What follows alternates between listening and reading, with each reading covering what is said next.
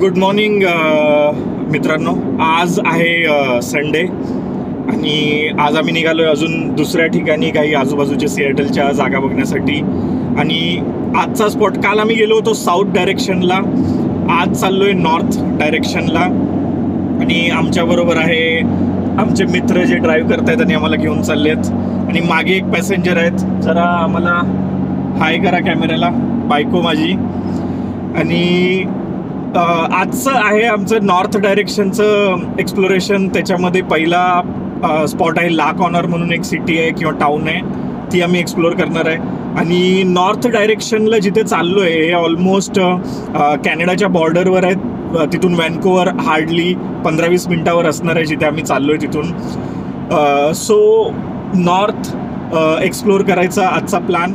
आणि चाललो आहे ऑन द वे. आणि इथे या छोट्या इथल्या कंट्री साईड इकडचं सिएटल साईडचं दिसतंय या रस्त्याने जाताना.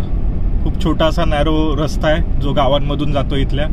आणि इथे तुम्हाला इथली मला शेती दाखवायची आहे. आजूबाजूला कशी मस्त शेती केली जाते आणि खूप मोठ्या प्रमाणात शेती केली जाते.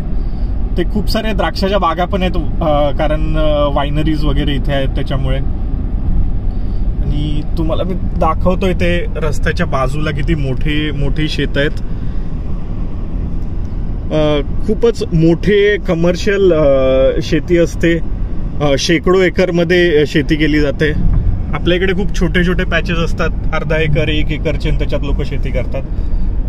पण इथे खूप मास प्रोडक्शन होतं गोष्टींचं आणि खूप मोठ्या प्रमाणात शेती करतात. इथे तुम्हाला स्नो कवर्ड माउंटन्स पण दिसतील साईडने. पूर्ण या ॲक्च्युली या सिएटलच्या आजूबाजूला पूर्ण डोंगर रांगा आहेत आणि पूर्ण कव्हर केलं. याला व्हॅली टाईप असं म्हणू शकतो, बाजूने सगळ्या डोंगर रांगा. आणि हे काही माउंटन्स आहेत ते फुल्ली स्नोने कवर्ड आहेत जे दिसत आहेत तुम्हाला या व्हिडिओमध्ये. आणि अजून तर स्नोफॉलची सुरुवात व्हायची आहे किंवा विंटर अजून इकडे चालू होणारच आहे पुढच्या ह्याच्यात. त्याच्यामुळे सगळे बाजूचे दुसरे माउंटन्स पण सगळेच स्नोने कव्हर होतात.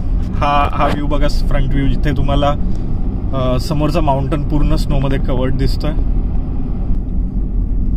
पुन्हा तो माउंटन दिसतोय. आणि आमचं डेस्टिनेशन आता ऑलमोस्ट राहिलेलं आहे फक्त 9 मिनिटं, 6.1 माइल्स वरती.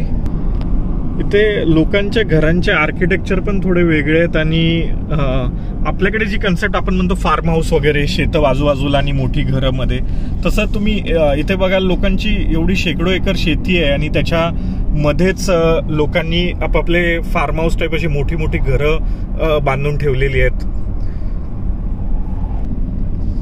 आणि घरांना पुढे फ्रंट यार्ड, बॅक यार्ड, खूपच अवाढव्य अशी घरं आहेत आणि खूप मोठी घर आहेत. आणि मोस्टली सगळी वुडन, लाकडाने बनवलेली घरं आहेत. हे आता बघा, हे शेत किती मोठं आहे आणि हे त्याचं डावीकडे जे दिसतंय ते घर.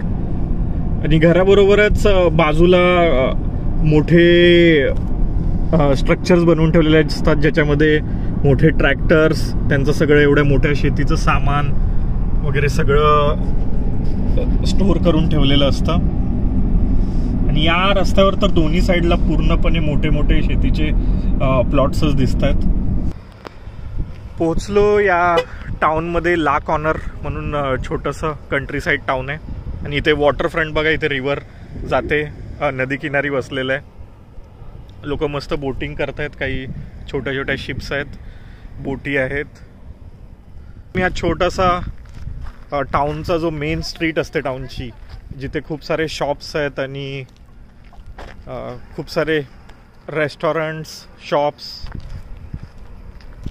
Gift shops.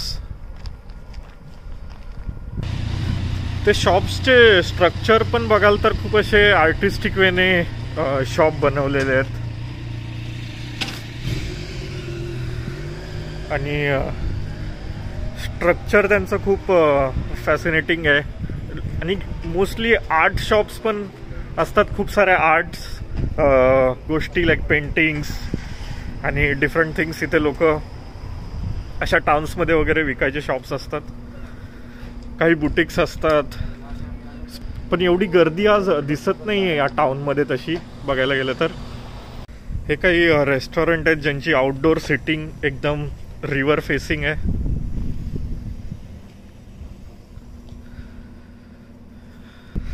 इथे लोकांच्या स्वतःच्या बोट्स पण असतात, ते घेऊन लोक बाहेर पडतात. ला कॉर्नर टाउनला भेट देण्याची अजून एक बेस्ट टाईम जो आहे तो आहे एप्रिल महिना. त्यावेळी इथे ट्युलिप फेस्टिवल असतो आणि खूप सारे ट्युलिप फ्लॉवर पाहायला मिळतात.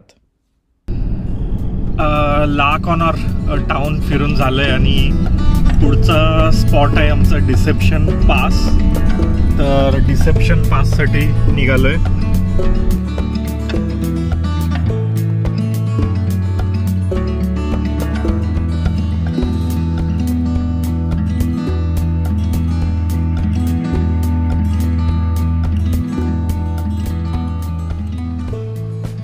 फायनली पोहोचलो डिसेप्शन पासला. हे तुम्ही बघू शकता हा एरिया कसा आहे इथे.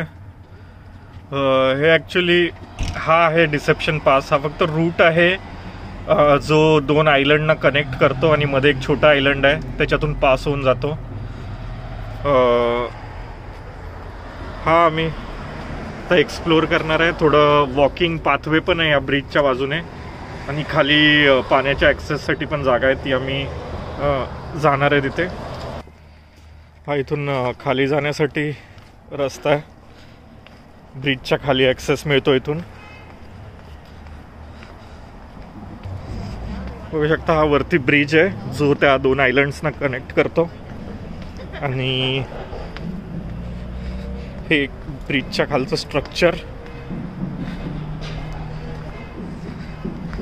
ही ट्रेल जी आम्ही फॉलो करतोय ही खाली घेऊन जाते त्या पाथवेच्या किंवा रिव्हर ॲक्सेस किंवा लेक ॲक्सेसला खाली. खूपच थंडी आहे आणि आम्ही थंडीने कुडकुडलोय अक्षरशः.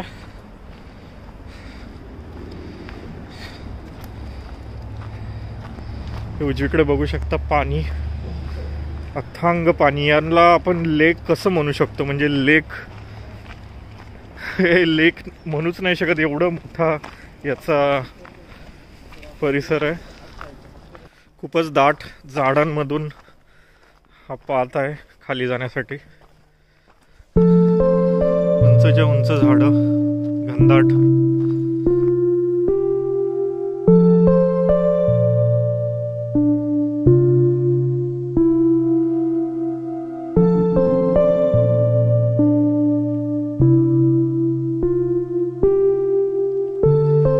पोहोचलो खाली. हा व्ह्यू खालून ॲक्सेस जिथून आहे पाण्याच्या इथे. पाण्यात तर खूप थंडगार असणार आहे ॲक्च्युली. पाण्यात पाय टाकावं असं पण वाटतो, बट फ्रीजिंग कोल्ड टेम्परेचर पाण्याचं. आणि सिॲटलच्या आजूबाजूला आम्ही जे बघितले खूप सारे लेक्स आहेत, खूप जास्त लेक. कारण हे नॉर्थमध्ये पडतं आणि खूप सारा स्नोफॉल होत असतो. तो स्नो मेल्ट होऊन वर्षभर खूप छान पाणी असतं यांच्याकडे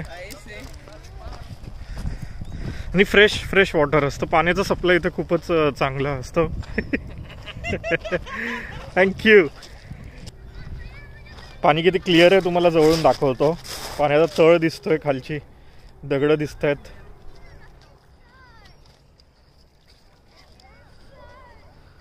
आणि हा तो ब्रिज जो वरून पण आपण एक व्ह्यू घेणार आहोत आणि यालाच तर डिसेप्शन पास असं म्हणतात. पण संथ पाणी आहे या लेकमध्ये.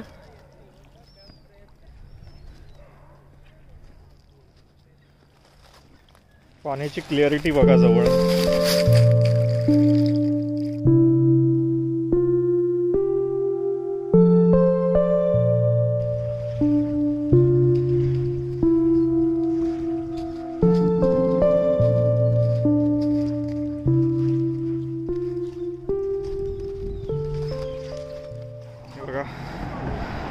मस्त स्पीड बोट घेऊन लोक चालवतात त्याच्यामध्ये आणि हा आहे पूर्ण व्ह्यू.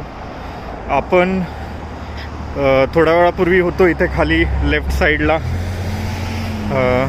आणि ते मधला छोटा आयलंड.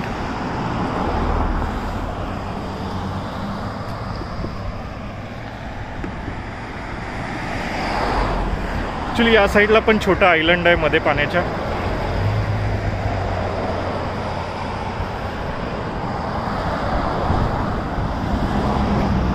आणि इथून हा असा पसरलेला लेक